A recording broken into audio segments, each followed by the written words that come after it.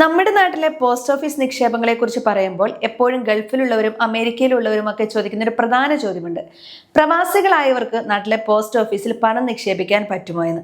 ഇതിന്റെ കൃത്യമായ മറുപടിയും 2026 നിലവിലുള്ള നിയമങ്ങളുമാണ് ഇന്ന് നമ്മൾ ചർച്ച ചെയ്യുന്നത്. പലരും വിചാരിക്കുന്നത് പ്രവാസികൾക്കും നാട്ടിലുള്ളവർക്കും ഒരേ നിയമമാണെന്നാണ്. എന്നാൽ അങ്ങനെയല്ല. പ്രവാസികൾക്ക് പോസ്റ്റ് ഓഫീസ് നിക്ഷേപങ്ങളുടെ കാര്യത്തിൽ ചില കടുത്ത നിയന്ത്രണങ്ങൾ സർക്കാർ ഏർപ്പെടുത്തിയിട്ടുണ്ട്. അത് എന്തൊക്കെയാണെന്ന് നമുക്ക് നോക്കാം. ആദ്യമേ തന്നെ പറയട്ടെ, ഒരു പ്രവാസിക്ക് അഥവാ NRIക്ക് ഇന്ത്യയിലെ പോസ്റ്റ് ഓഫീസിൽ പോയി പുതിയതായി ഒരു അക്കൗണ്ട് തുടങ്ങാൻ അനുവാദമില്ല. ഇത് കേൾക്കുമ്പോൾ ഒരു വിഷമമൊക്കെ തോന്നാം, പക്ഷേ ഇതാണ് നിയമം. സുകന്യ സമൃദ്ധി യോജന ആകട്ടെ, സീനിയർ സിറ്റിസൺ സേവിംഗ് സ്കീം ആകട്ടെ, NCC ആകട്ടെ, ഇതൊന്നും പ്രവാസികൾക്ക് പുതിയതായി തുടങ്ങാൻ പറ്റില്ല.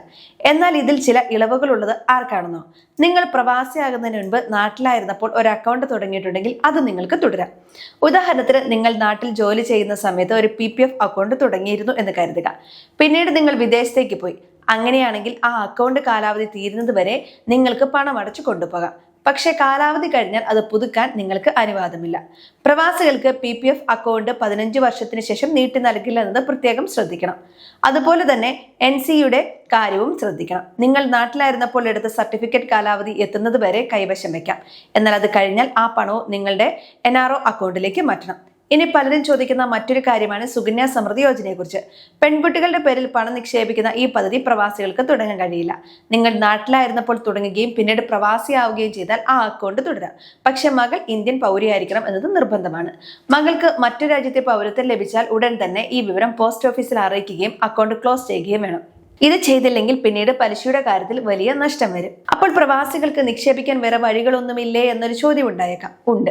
2026 നിയമപ്രകാരം പ്രവാസികൾക്ക് ഏറ്റവും സുരക്ഷിതമായി നിക്ഷേപിക്കാൻ പറ്റുന്ന ഒന്നാണ് NPS അഥവാ നാഷണൽ പെൻഷൻ സിസ്റ്റം. നിങ്ങൾക്ക് ഇന്ത്യയിൽ ഒരു NRI അല്ലെങ്കിൽ NRO അക്കൗണ്ട് ഉണ്ടെങ്കിൽ അതുവഴി NPS Tier 1 അക്കൗണ്ട് തുടങ്ങാം. ഇത് പ്രവാസികൾക്ക് റിട്ടയർമെന്റ് കാലത്ത് വലിയൊരു സഹായകമാകും. അതുപോലെ തന്നെ സർക്കാർ ബോണ്ടുകളിലും പ്രവാസികൾക്ക് നിക്ഷേപിക്കാം. പക്ഷെ പഴയതുപോലെ സോവറിൻ ഗോൾഡ് ബോണ്ടുകൾ നേരിട്ട് വാങ്ങുന്നതിന് ഇപ്പോൾ നിയന്ത്രണങ്ങളുണ്ട്. നിങ്ങൾ നേരത്തെ വാങ്ങിയിട്ടുണ്ടെങ്കിൽ അത് കൈവശം വെക്കാമെന്ന് മാത്രം. പ്രവാസികൾ ശ്രദ്ധിക്കേണ്ട മറ്റൊരു പ്രധാന കാര്യം KYC രേഖകളെ കുറിച്ചാണ്. 2026 ഏപ്രിൽ മുതൽ പുതിയ ആദായ നികുതി നിയമങ്ങൾ വന്നിട്ടുണ്ട്. ഇതനുസരിച്ച് ഉയർന്ന തുകയുടെ ഇടപാടുകൾക്ക് പാൻ കാർഡ് നിർബന്ധമാണ്. നിങ്ങളുടെ പാൻ കാർഡ് ആധാറുമായി ലിങ്ക് ചെയ്തിട്ടുണ്ടെന്ന് ഉറപ്പുവരുത്തണം. പ്രവാസിയായാൽ ആ വിവരം ബാങ്കിലും പോസ്റ്റ് ഓഫീസിലും അറിയിക്കാൻ മറക്കരുത്. പ്രവാസിയാണെന്ന വിവരം മറച്ചുവെച്ച് അക്കൗണ്ട് തുടങ്ങുന്നത് നിയമവിരുദ്ധമാണ്. ഇത് പിന്നീട് പിഴയടയ്ക്കാൻ കാരണമാകും. നാട്ടിലെ പോസ്റ്റ് ഓഫീസ് നിക്ഷേപങ്ങളിൽ നിന്ന് ലഭിക്കുന്ന പലിശ നിങ്ങളുടെ NRO അക്കൗണ്ടിലേക്കാണ് വരിക. ഈ പലിശയ്ക്ക് ഇന്ത്യയിൽ നികുതി നൽകേണ്ടി വരും. പ്രവാസികൾക്ക് നികുതി ഇളവ് ലഭിക്കുന്നതിന് ചില പരിധികളുണ്ട്. നിങ്ങളുടെ നാട്ടിലെ അക്ഷയ കേന്ദ്രമോ അല്ലെങ്കിൽ ഒരു ചാർട്ടേഡ് അക്കൗണ്ടന്റുമായി സംസാരിച്ച് നികുതി കാര്യങ്ങളിൽ വ്യക്തത വരുത്തുന്നത് എപ്പോഴും നല്ലതാണ്. പലരും ചെയ്യുന്ന ഒരു വലിയ തെറ്റാണ് നാട്ടിലെ റേഷൻ കാർഡിലോ ആധാർ കാർഡിലോ ഉള്ള അഡ്രസ് വെച്ച് പ്രവാസിയാണെന്ന കാര്യം മറച്ചു വെച്ചുകൊണ്ട് അക്കൗണ്ട് തുടങ്ങുന്നത്. ഇത് പിടിക്കപ്പെട്ടാൽ വലിയ തുക പിഴയായി നൽകേണ്ടി വരും.